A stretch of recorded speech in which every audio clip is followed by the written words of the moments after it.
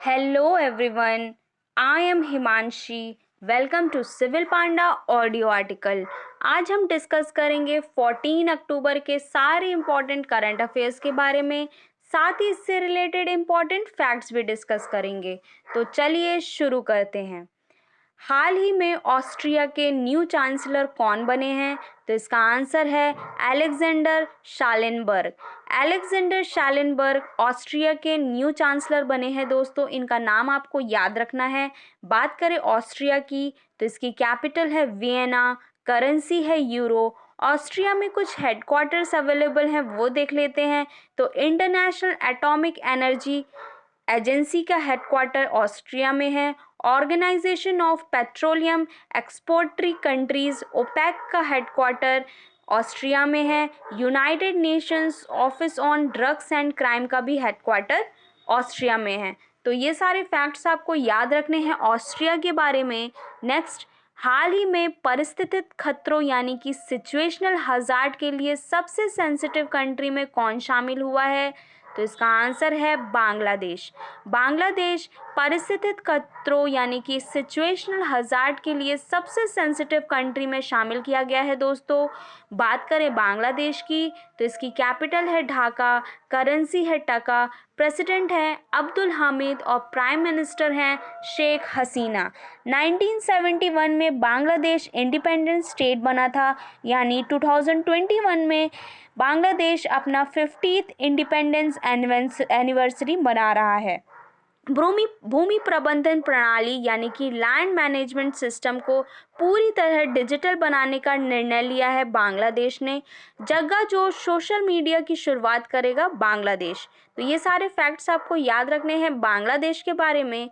Next, हाल ही में India ने किस कंट्री के लिए 200 मिलियन डॉलर की लाइन ऑफ क्रेडिट की घोषणा की है? तो इसका आंसर है किर्गिस्तान। किर्गिस्तान ने कंट्री के लिए 200 million dollar line of credit की घोषणा की है इंडिया में। हमारी foreign minister S Jaishankar Kyrgyzstan की विजिट में गए हैं, वहीं इन्होंने अनाउंसमेंट की है। बात करें किर्गिस्तान की तो इसकी कैपिटल है बिश्केक, करेंसी है किर्गिस्तानी सोम। नेक्स्ट, हाल ही में जारी renewable energy investment attractive index में कौन फर्स्ट रहा है? तो इसका आंसर है America. America renewable energy investment attractive index में फर्स्ट रहा है। साथ ही दोस्तों आपको ये भी याद रखना है कि सेकंड रैंक चाइना को मिली है और थर्ड रैंक इंडिया को मिली है। इस इंडेक्स में कौन सी कंट्री रिन्यूएबल एनर्जी में सबसे ज़्यादा इन्वेस्ट कर रही है, ये पता चलता है। बात करें और भी रैंकिंग की जिसमें अमेरिका फर्स्ट है, उसे देख लेते हैं। तो ग्लोबल साइबर सिक्योरिटी इंडेक्स 2021 में अमेरिका फर्स्ट है, जबकि इंडिया की रैंक 10th है। ग्लोबल फायर पावर इंडेक्स 2021 में अमेरिका फर्स्ट है और इंडिया की रैंक 4th है। ग्लोबल मिलिट्री एक्सपेंडिचर 2020 में अमेरिका फर्स्ट है और इंडिया की रैंक 3rd है। इंटेलेक्चुअल प्रॉपर्टी इंडेक्स 2020 में अमेरिका फर्स्ट है, इंडिया की रैंक 40 है। ग्लोबल स्टार्टअप इकोसिस्टम इंडेक्स में अमेरिका की रैंक फर्स्ट है और इंडिया की रैंक 20 है। बात करें अमेरिका की तो इसकी कैपिटल है वॉशिंगटन डीसी, जो कि पोटोमैक नदी के किनारे बसी है। करेंसी है डॉलर। प्रेसिडेंट है यहाँ के जो बाइडेन, जो कि 46 नंबर के हैं। वाइस प्रेसिडेंट है कमला हैरिस, जो कि फर्स्ट फीमेल वाइस प्रेसिडेंट है यहाँ की, और ये एक इंडो अमेरिकन है। इनका संबंध तमिलनाडु राज्य से है। तो ये सारे फैक्ट्स आपको याद रखने हैं अमेरिका के बारे में। नेक्स्ट, हाल ही में आईईए यानी कि इंटरनेशनल एनर्जी एजेंसी ने किसे परमानेंट मेंबर बनाने के लिए इनवाइट किया है? तो इसका आंसर है इंडिया। इंडिया को इंटरनेशनल एनर्जी एजेंसी ने अपना परमानेंट मेंबर बनाने के लिए इनवाइट किया है। बात करें आईईए की यानी कि इंटरनेशनल एनर्जी एजेंसी की तो इसका हेडक्वार्टर है पेरिस। एक रिपोर्ट ये प्रस्तुत करती है, वर्ल्ड इकोनॉमिक आउटलुक रिपोर्ट। ये इंपॉर्टेंट है दोस्तों, और इसके मेंबर हैं 30 कंट्रीज। तो ये सारे फैक्ट्स आपको याद रखने हैं। नेक्स्ट, हाल ही में किसने 2030 तक 30 मिलियन लोगों को स्किल प्रोवाइड करने के लिए लक्ष्य रखा है? तो इसका आंसर है आईबीएम। आईबीएम ने 2030 तक 30 मिलियन लोगों को स्किल प्रोवाइड करने का लक्ष्य रखा है। बात करें IBM की तो इसकी फुल फॉर्म बनती है इंटरनेशनल बिजनेस मशीन। इस कंपनी को फाउंड किया गया था 1911 में।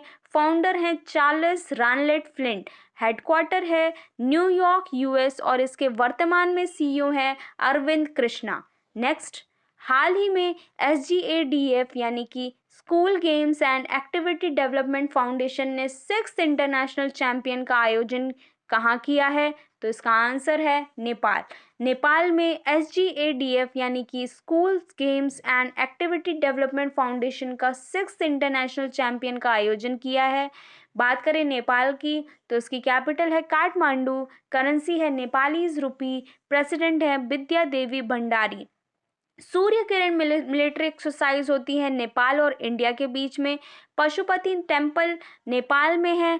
ट्रीटी ऑफ सगौली नेपाल से रिलेटेड है और माउंट एवरेस्ट को नेपाल में सागर माता कहा जाता है। तो ये सारे फैक्ट्स आपको याद रखने हैं नेपाल के बारे में। नेक्स्ट, हाल ही में किस स्टेट में गवर्नमेंट ऑफिशियल को पॉलिटिकल इलेक्शन में पार्टिसिपेट करने पर बैन लगाया है? तो इसका आंसर है हरियाणा।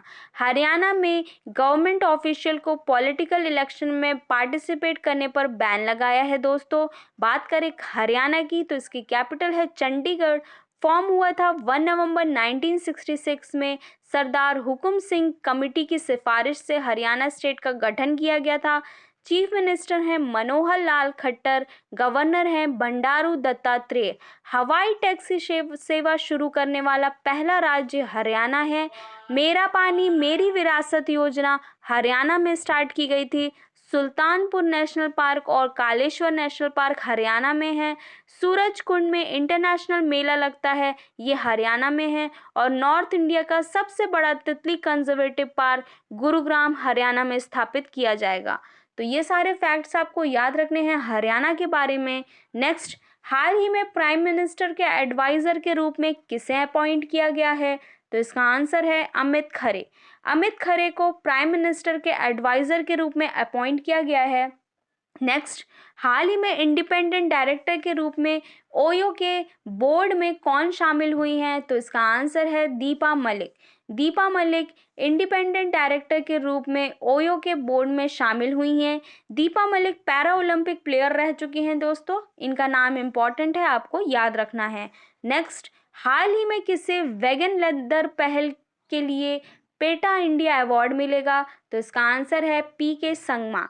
PK संगमा जो कि मेघालय के इन्वायरमेंट मिनिस्टर हैं, इन्हें वेगन लेदर पहल के लिए पेटा इंडिया अवार्ड मिलेगा। इन्होंने वेजिटेरियन लेदर बनाने की प्रोसेस निकाली है दोस्तों। बात करें पेटा की तो इसका फुल फॉर्म बनता है people for the ethical treatment of animals. ये एक एनिमल राइट्स ऑर्गेनाइजेशन है। इसका गठन किया गया था 1980 में। नेक्स्ट, हाल ही में international day for disaster reduction कब मनाया गया? तो इसका आंसर है 13 अक्टूबर। 13 अक्टूबर को international day for disaster reduction मनाया गया है। इसे यूनाइटेड नेशन द्वारा 1989 से मनाया जा रहा है। अब बात कर लेते हैं मध्य प्रदेश करंट अफेयर्स की। तो हाल ही में मध्य प्रदेश के न्यू एडवोकेट जनरल कौन अपॉइंट हुए हैं? तो इसका आंसर है प्रशांत सिंह। प्रशांत सिंह मध्य प्रदेश के न्यू एडवोकेट जनरल के रूप में अपॉइंट किए गए हैं दोस्तों। एडवोकेट जनरल को आर्टिकल 165 के तहत गवर्नर अपॉइंट करता है, इसे आपको याद रखना है दोस्तों।